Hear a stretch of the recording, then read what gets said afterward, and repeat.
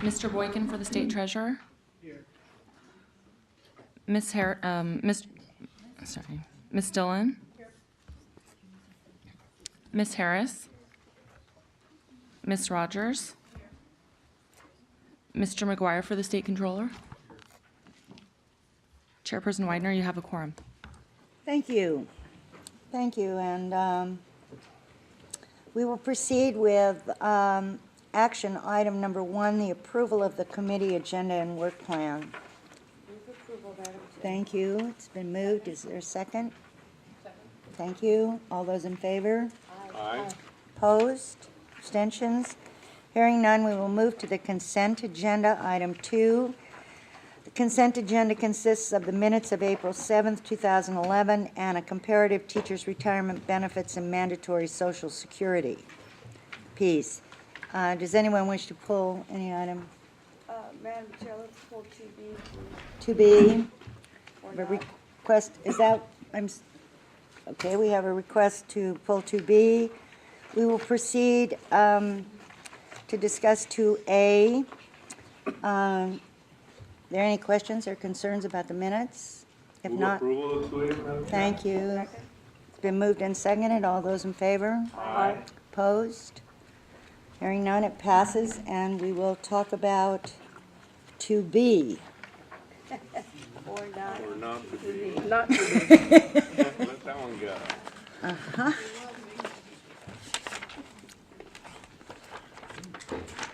And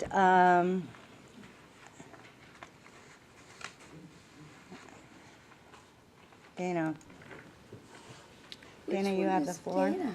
Nope, Jerry did. Oh, I'm sorry. Yeah, but I don't see me Oh, on you know this. something? I think these are messed up. Yep, we returned to the old lineup. Okay. Jerry's on. Well, it says, okay. Madam Chair, what I'd like to. How am I going to get you on a mic? Dana, I'll be Jerry, she'll be me. Okay, so it's working now? Mhm. All right. Go ahead, Dana. Go ahead, Sherry.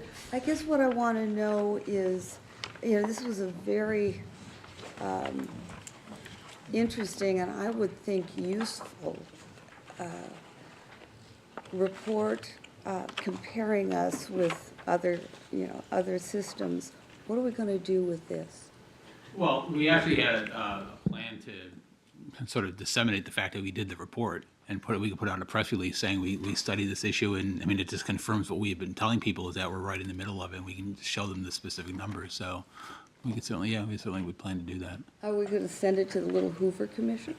We already gave it to them, and it was interesting that you should say that because I was on a panel a couple weeks ago with the executive director of the Hoover Commission, and he, without any prompting on my part, acknowledged the fact that our benefits are not excessive and are in the middle of the pack. So I think they sort of come to terms with the fact that we're not a high benefit plan. But unfortunately, that's not going to go out the way the press No, I know. release did Well, initially. we can certainly communicate the findings of this report for sure. And we have advised the governor's office of the findings already, so that they understood that. And just, this issue of Social Security circulates off and on during these pension reform discussions, and we just thought we needed to be stronger again in letting people have some quantitative understanding of the issue, not just a policy perspective, but actually show them what would happen to benefits or the costs to schools by taking this step. So I think there need to be more facts out there that give definition to the issue, and people throwing ideas around about Social Security. So that was our intent, to again get more fact-based discussion around the issue. And the cost to teachers, how take a huge hit right off the top. Sorry, I know I'm not speaking particularly well, but yeah, very, very interesting. Also, Jack, you had sent out a recent series of articles, and Gerard Miller stated an exception for teacher plan in California. So nice to see that a year and a half of trying to teach the world out there, we're seeing gleanings that some people are realizing that our very modest benefit should not be targeted the way I agree with you. I think it is starting to resonate in various ways through different articles, whether they're talking about the $100,000 club or they're talking about this issue or just the general benefit design. There seemed to be better acknowledgement of the special situation of teachers and counselors. We hope it, as things get to closure in the political process, that keeps strong in front of people, that issue. Yeah. Thank you so much. And again, the issue about health insurance, and most of us without it.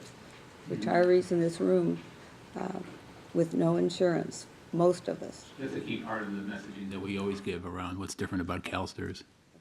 Thanks. I mean, it's interesting because the reaction that surprises everybody is, one, that they're not in Social Security, and two, that they don't get health benefits that are supported by their employer. Right. Thanks, Ed. Thanks, Rick, for this work. It's very, very useful at this point. Okay, that's all. Grant? Thank you.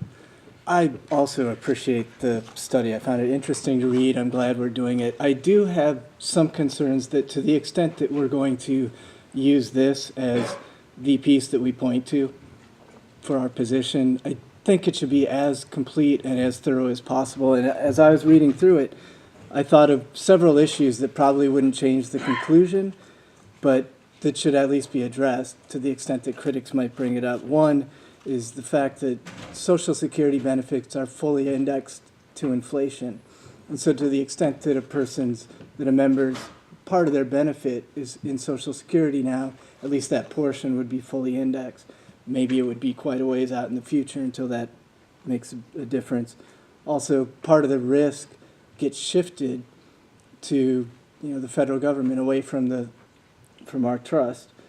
And then as I was looking at the cash balance plan, that analysis addresses the cost of the cash balance plan, but I'm wondering if we could have some analysis of the benefit and how are those members situated, and would the Social Security benefit actually provide a larger benefit?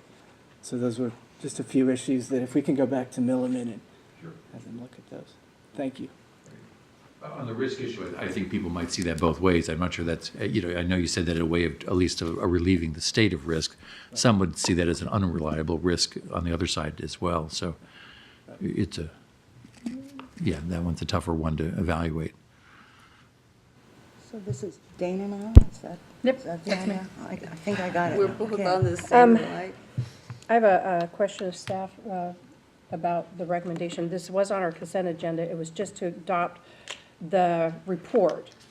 Okay. Yeah. Then asking that, Madam Chair, I'd like to move acceptance of the report. I'll just go that far. Acceptance of the report. And then I'd like to speak Okay, to I have my- a few, I'd like- will you hang on to that I'd like to speak to my motion for a motion. little bit? No, I'd like to Because- move it now, please. Okay. And then we I'll can still second it so continue. you can speak. All right, go Already, ahead. thanks. I am more than convinced that putting CalSTRS members into Social Security is a very bad idea. We have studied this many times. I think it's time. I think we're doing a very good job of educating the public that we aren't in Social Security. I think that needs to continue. I think that to use the information that we have in this report goes that extra step. So I would like to see broad dissemination of the report. Going back to Grant's comments, I think that we can go forward and utilize this and do a little bit more research if that's where the board goes. I don't necessarily need to know that. I know that it's a bad idea. For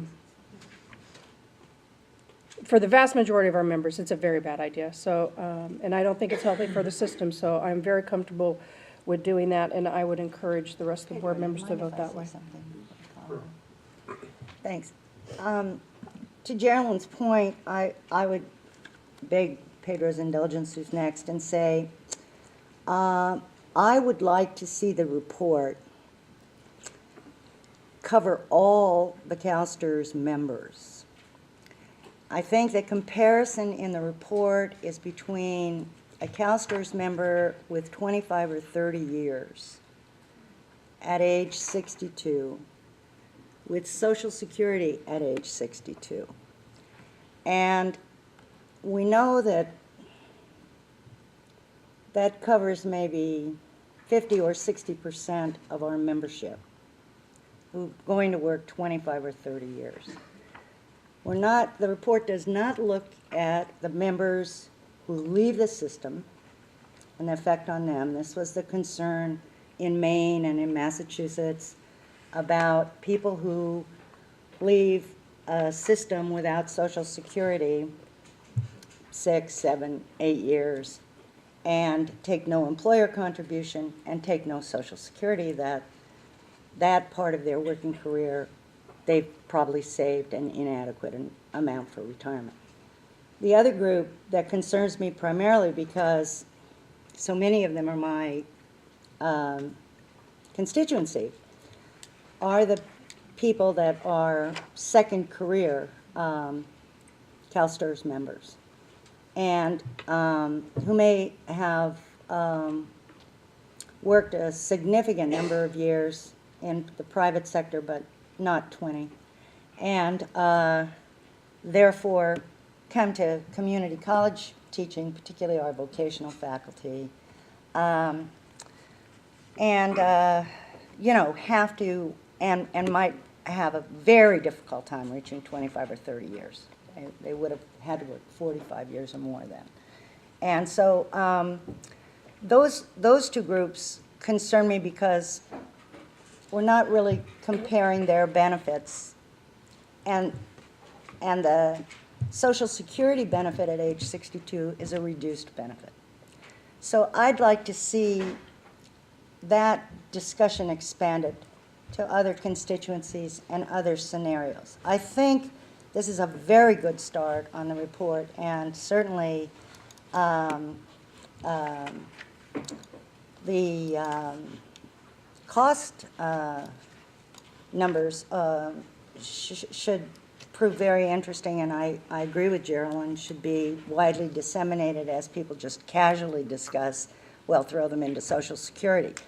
But I think if we want this to be a report that we are proud of, and we're going to hold ourselves to some standards about reports, then I think we've got to take a look at, we've got to expand this a little bit and dig a little deeper into this so that we can really point to it authoritatively. Are you okay if we kind of view that as a part two to deal with some of those more detailed situations Well, I then? think, I would say a similar thing about the comparison of CalSTRS, other non-Social Security teacher plans and so on. I think the comparison of CalSTRS to other plans, I thought that number, that percent,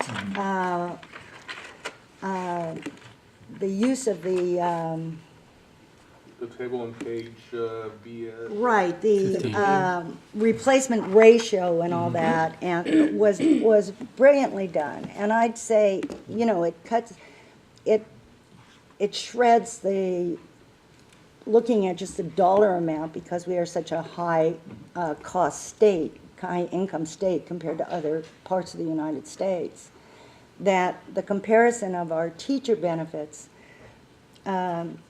is worthy of a lot more space compared to other employees in California, compared to public employees in California, compared to teachers even in Social Security states somewhere, I would suggest, in terms of the replacement ratio. So I just think it's, this is more like, this is more like what the executive summary of a study should be, it seems to me.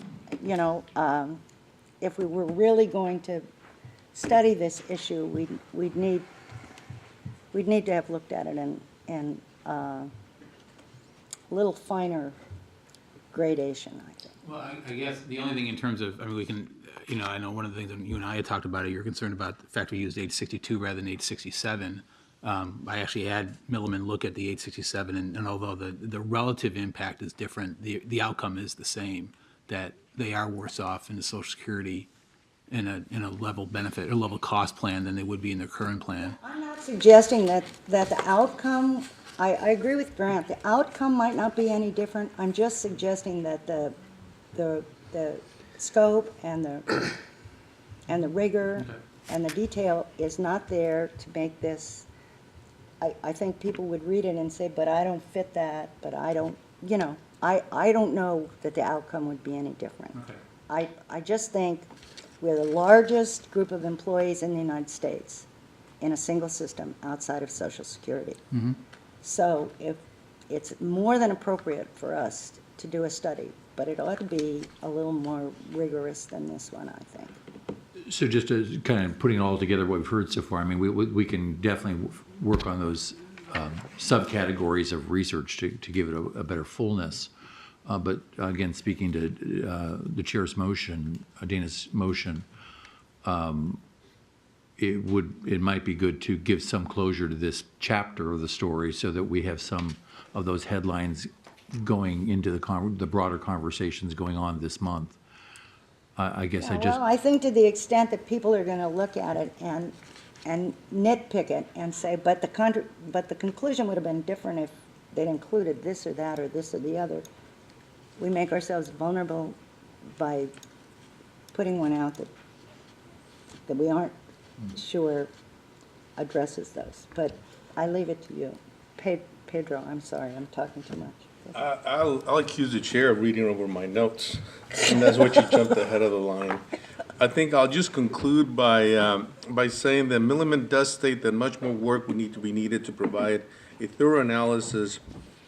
And they do confirm that this would require work from different sources, that from actuarial and legal and administrative services. So they sort of give us a snapshot of something, but they said, but we need to give you more. We need to go more in depth, and I think it's to your point, Madam Chair. Thanks. So that's why, since you took my win, I'll conclude my remarks. Thank you very much.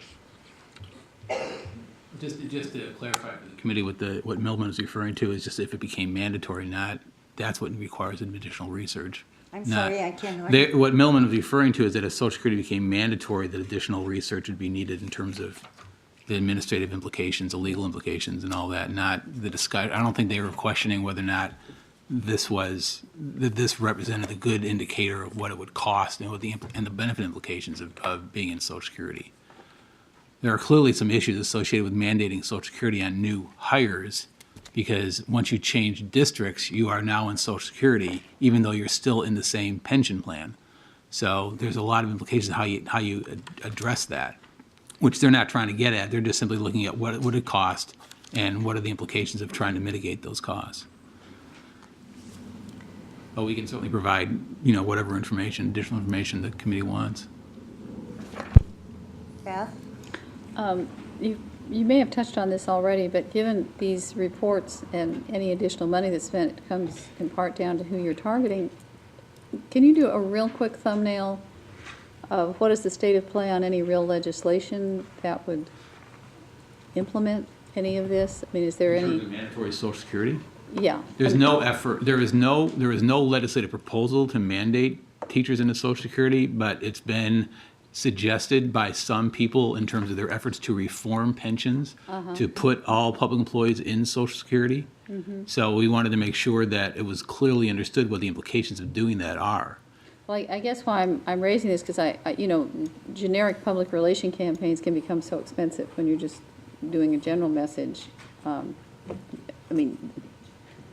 Given the validity of the body of data and the concern is the legislative side, do we see interfacing legislatively proactively, or would we wait until somebody raised a bill? I think we're trying to be proactive. I mean, we're dealing with this. This has been an ongoing issue every year in the federal government, because there's always efforts to try to fix Social Security by making everybody participate. When your spouse earnings and credits and things, but I guess what I'm saying is, in this environment of pension reform, are we asking our Washington council? I mean, is there need to do? It's really about California, not so much Washington right now, because the issue, the key message point around CalSTRS in this hybrid discussion is the lack of that additional guaranteed benefit, and that CalSTRS services that guarantee. So to the extent others would suggest putting teachers at greater market risk through defined contribution products, that's part of that dialogue, is whether the lack of that Social Security guarantee. And so it prompts the Social Security issue, this hybrid discussion. It prompts it at the state level, actually. People kind of scratching their head and saying, well, okay, if there's a problem here, maybe we'll just solve it by suggesting we should be back in Social Security. And a couple other states that are not in Social Security are flirting politically with that dialogue. They're not doing it, but people are buzzing about it. So again, it's all philosophical talk rather than having some data. And I think that's So why. this is a generic, I'm just asking the purpose of the data, the use of the data right now, and then therefore how much more money we should spend. This is to have a relatively generic piece about, we're looking at possible outcomes, about Yes. the way it wouldn't be I Yes. mean, it'd be bad for Well, the this is far teachers. from And then you use generic. it in It's- whatever arena you need it right now. Yes. Versus, for example, in the Ledge Committee, we don't have anything on Social Security or briefings from Washington, and do we need to pump any of that up? do Well, you I feel? think it's, what we're saying is that the discussions that are going on now in Sacramento around pensions, this is a piece of that. Right. And so we want to make sure that people, as That you they have- talk you're about it, they armed. understand the consequences of it, as Okay. opposed to just simply saying, let's do it. Also, I think some of our better contribution from CalSTRS has been, in fact, to provide more data-oriented response, just like the Little Hoover piece wasn't just shooting back political responses on the report. It was actually all based on content around the legal issues. And this, too, I think, having an actual external actuary give you fact-based conclusions on the cost of Social Security gives the organization more respect in the arguments you're making. But I guess I'm asking in terms of Carolyn's point about, or in the point Well, we here could- of we could do more expanded We research. certainly I could do was more. really Sure. asking what audience we would we would be continue. doing it for, and do we need to tailor something a little more to the legislature or whatever? And what I'm hearing is at the moment, this is being used as a generic piece to do education in arenas where this issue arises. And Well, then it's at the dealing moment, with- you don't have an audience you want to expand more data for. Well, the data speaks to the most typical teacher Right, situation, okay. so it's effective in that regard. But it would be a richer story with other scenarios too, and I think that's what I heard from our board members, that it can be a fuller story. We would want to, I think that's a fair comment. We'll proceed to do that. So we will. Well, I mean, this, trust me, it's an area that we've talked about for years, so getting a more complete record is valuable always. And I just wondered if it there's no had reason to bubbled stop up here. yet Yeah. to a piece of legislation, and it doesn't sound like it has. There's no particular piece of legislation, but it's not to say something won't come up suddenly. Yeah, without beating this to death, to the extent people get hooked on ideas that are not financially sensible ideas, it distracts them from getting to the right solutions out there politically. We're trying to say to a couple things out here, this isn't sensible for this population, let's focus on something else. Right. Otherwise, Got it. there's wonderful distractions out there for people to come up with ideas that do not service this membership. So. Dana? Right? It is you, right? Yeah, it's me. So Carolyn, where do you think we are? Are we moving forward, adopting the report, getting this information out? I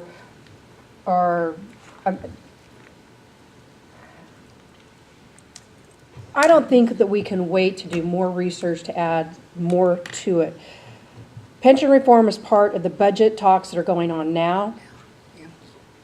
Putting this forth is something that's on the table. I think that we need to put this information out as soon as we can. I don't disagree with making it a more complete report, but I don't think we can wait to have that disseminated. I agree with you. I think it's very timely. I think we need to do it now, and I urge the committee to go there. And I support backfilling more information, but I am very concerned about where we could be in a couple weeks.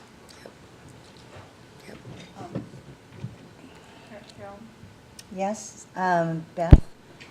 I'm sure this would be done, but I think as somebody who's been is more one step removed because of not being an active teacher, I would still bet a ton of the public generally doesn't know that teachers don't get Social Security, because every time I go anywhere in the chat about what we're doing here, that's still the shocker. And however you want to publish this, I would certainly want to continue to underscore that maybe this is, I mean, I don't know exactly how you say it, but to the degree it hits the popular press, that the public is getting a great value out of a system that we have, that teachers don't have Social Security, that it's been around since 1911. I mean, I think there's some PR points that people don't understand that might make them much more user-friendly in terms of not pushing towards Social Security as a solution.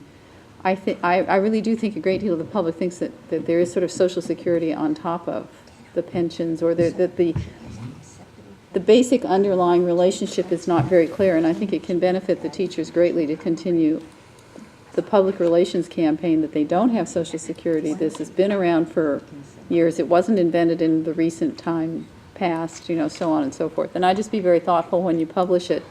I think you can get some great mileage out of raising the profile on the issue with the general public. It's very ignorant out in regular land. Okay. So the motion before the committee is to accept the report. A lot of the discussion has been about a request for the staff, and the staff seems willing to go on and make the study of Social Security a little bit of a project and add information about various constituencies, i.e. retirees, the cost of living, the people who leave, et cetera, and the cost analyses about the state liability versus the federal liability and risk and so on and so forth. So I'm going to ask the maker of the motion if you would be comfortable expanding the motion to say accept the report and direct staff to go on to create more robust analyses. As long as that also includes that we move forward on dissemination of this And we move information forward, yeah. and fight the fight that we need to fight. And was a and seconder. second, so I want to be sure it's. because I'm trying to get some consensus about it. All right, so that grant. Thank you. Yeah, I think I would agree, but I'm just wondering if we could also reframe the Milliman memo to acknowledge what's going to be done, how more depth is going to be added to the work, so that people won't. Don't think that it's the final product. Right. Either in the memo or in the cover to it, we could either way we could do that. That'd be part of the motion. Okay, and that would be part of the motion as well. So we've got that very long motion. All right, all those in favor of the motion, please say aye. Aye. Any opposed? Any abstentions?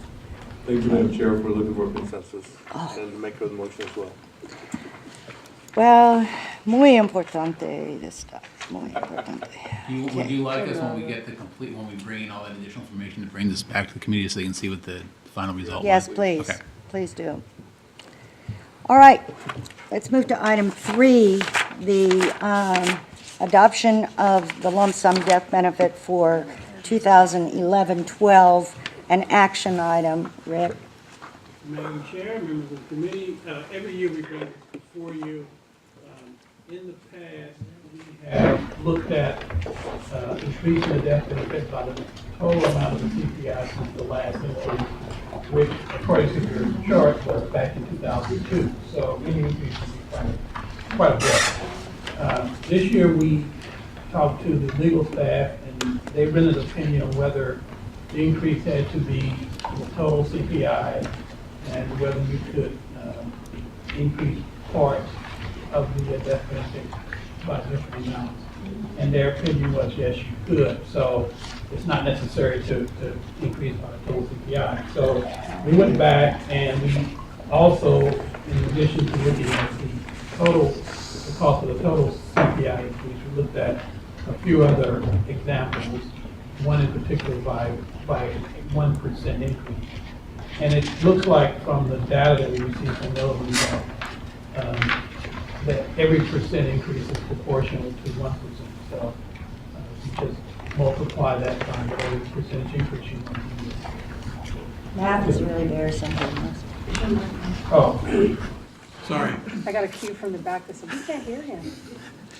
And so we produced this report. Nevertheless, the external actuary is still recommending that before we increase the death benefit, that we also match that with some revenue because of our unfunded situation. So therefore, staff is recommending that we maintain the same level of death benefits for 2011, 2012. I'll be happy to answer any questions. I don't see any questions. Are there any questions, concerns? If not, Move staff recommendation. move staff recommendation. Is there a second? Second. It's been moved and seconded. All those in favor of the staff recommendation, please say aye. Aye. Opposed? Abstentions? Passes. We will move on to number 4, the prevention of inappropriate pension enhancements, or enhancement, singular. Or plural. Or plural? Okay. This is the third in a series that we've been talking to you about inappropriate pension enhancements, or otherwise known as pension spiking issues. And I want to just do a very quick recap. In February, we had a discussion of our current environment. In the year 2000, the DBS program was created, and it also changed the definition of credible compensation. So other types of compensation that hadn't been creditable, meaning that members and employers didn't pay contributions on them, now became creditable to the system. And so that included things like overtime and stipends. These new contributions and other types of special compensation were credited to the DBS program, the Defined Benefit Supplement Program, which thereby created a hybrid plan for us that has a regular DB component and a cash balance-like DBS component aspect to really handle contributions in excess of those that are attributable to the regular DB. And it might be a surprise to hear us refer to our system as a hybrid plan, because we haven't discussed it that way in No, the we've past. always called it a DB. But we really do have a hybrid plan where we have the core DB benefit and we have excess contributions going into a supplemental plan, our defined benefit supplement plan, that functions as a component like a defined benefit plan because it has a guaranteed interest rate, but it kind of acts like a 401k or a 403b. It is a supplemental savings program that both employer and employee money go into. In 2001, we implemented our START system, and as a part of that, the automated way for us to handle contribution information coming in and to process benefits. And as a part of that, we introduced edits that would help both employers and CalSTRS identify compensation elements correctly. But as you've heard, over the years since 2001, there were some significant challenges in our ability to do that cleanly and easily and consistently, and we've been working on improvements to that process ever since. In 2010, we implemented our Secure Employer website, the new tool that employers use to report information to us, which has dramatically improved the data quality, and it enforces accuracy edits at the employer level so that we've vastly improved the quality of data coming into our system that we then use to make benefit determinations and calculations. And we also have an audit program that helps us identify and manage risk around employer reporting and spiking, among other things.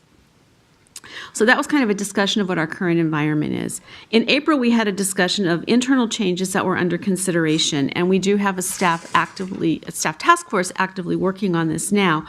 They are discussing things like the development of a compensation review unit, making additional START edits to the system to further tighten our ability to manage the quality of data coming in and give us better parameters on what to review and refer to that compensation unit, potential creation of a whistleblower hotline, and perhaps some other things. And their final report is due to staff in the fall, and we'll be bringing that back to you later on this year. With budgetary suggestions in September.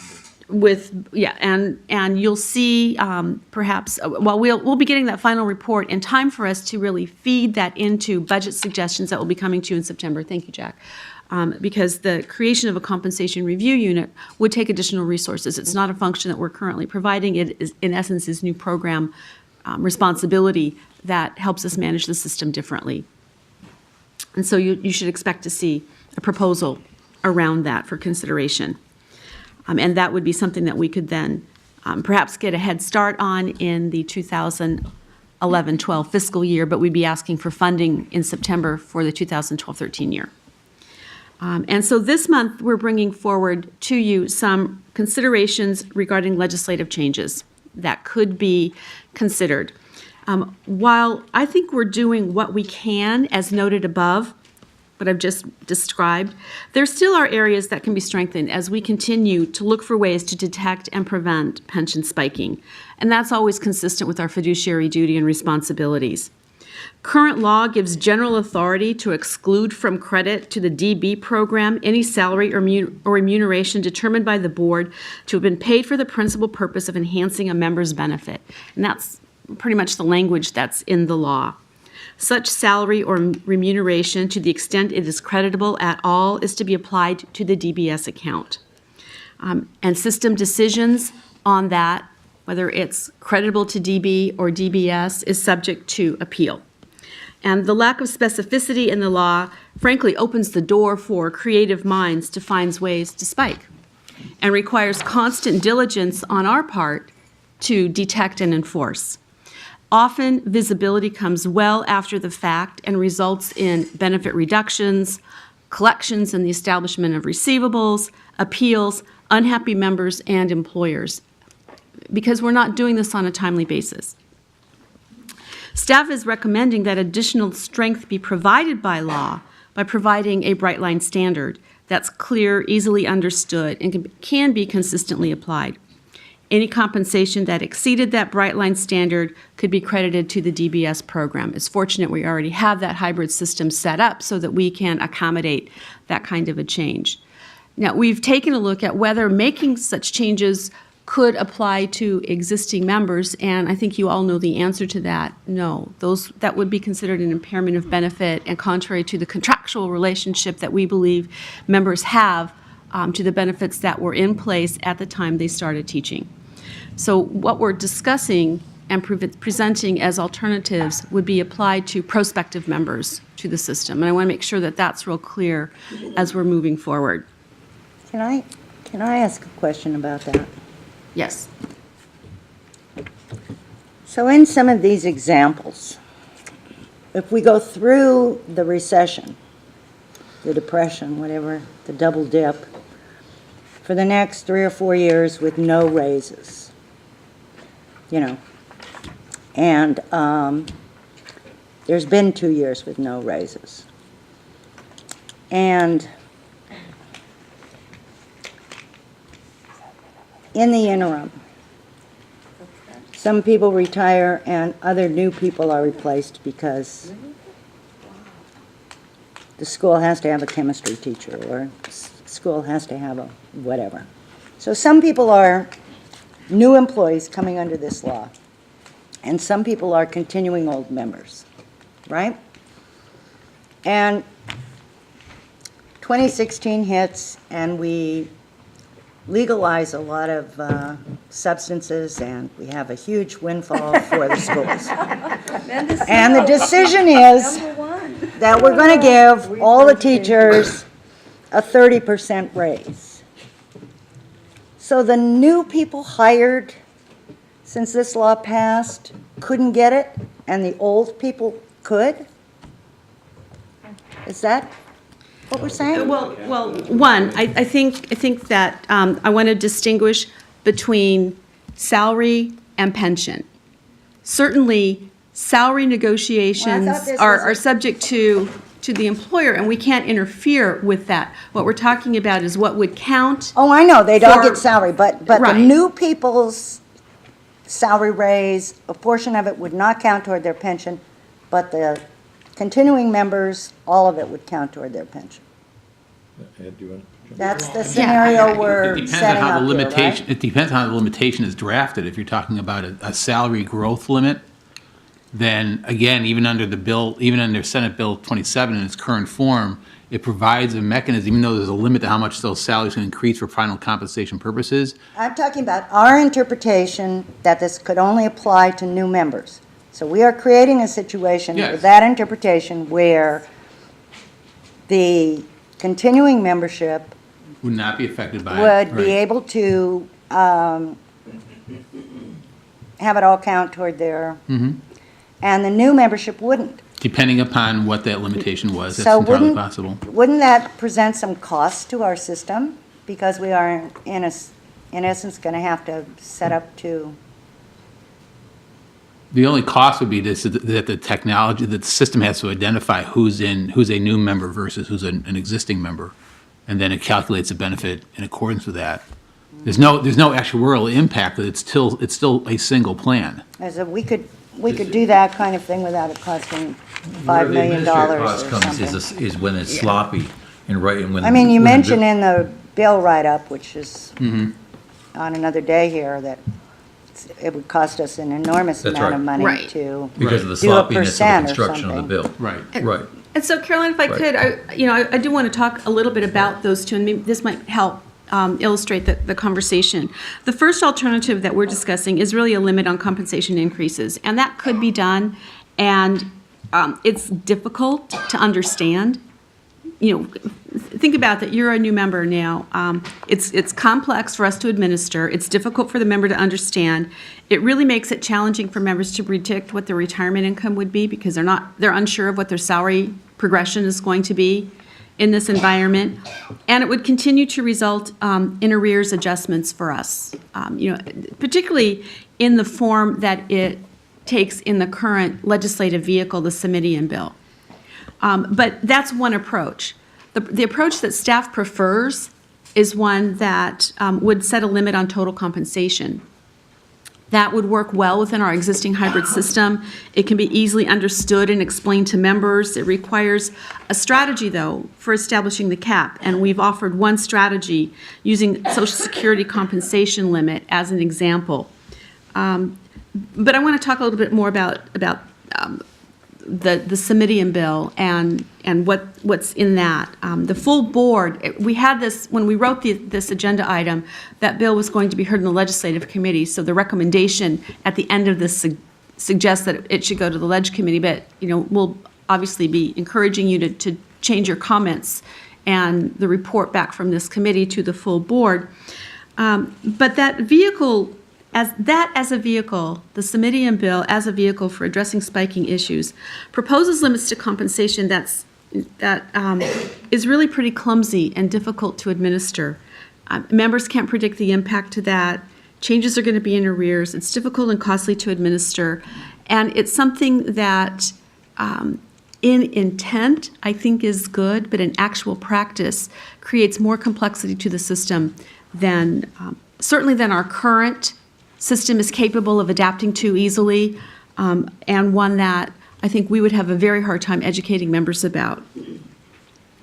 So we would encourage that we work with the author's office to look at creating a limit on total compensation as an alternative to the current limit on compensation increases, because that's something that really is easy for us. It's easy for us to manage, and that's not the first and most important reason to support that as a perspective. I think really a more important reason is that it's easy for our staff, for our members to understand. It's easy for them then to plan what their retirement benefits would be. We already have a vehicle in place for contributions in excess of that cap to go into the DBS plan. Our hybrid model will work well for us in that environment. We would include a piece to that would limit additional compensation or limit compensation for the DB program to salary and wages and have all other remuneration go into that DBS account so that it's very clean for employers to understand. It's very clean for everybody in the process to understand. And I think that is the direction that we'd like to move. That would be the staff's recommendation, that we move in that direction. But obviously, we want to give the committee an opportunity to discuss this and ask any questions that you have. The more details about that are provided in the write-up material, so I don't want to go into those in detail, but we're happy to answer any questions. And, Ed and I can field those questions. We can bring in Peter if you have more specific questions about the employer components or the reporting components of it. But, the real key here is that if we're going to move forward with something that allows for tighter controls around the prevention of spiking or benefit enhancements that aren't funded by the system, and that's really what we want to do, is make sure that the benefits that people are receiving are benefits that have been funded through a level and predictable and reasonable methodology, then putting a compensation cap doesn't address that part completely, but it does address the predictability. It really does prevent spiking of that DB benefit. The DBS benefit is based on the cash value of that account. It's not putting the system subject to additional fiscal liability unless we fail to earn enough to pay that guaranteed level, but that's controllable by you to some extent. So there's very minimal risk to the system in that approach.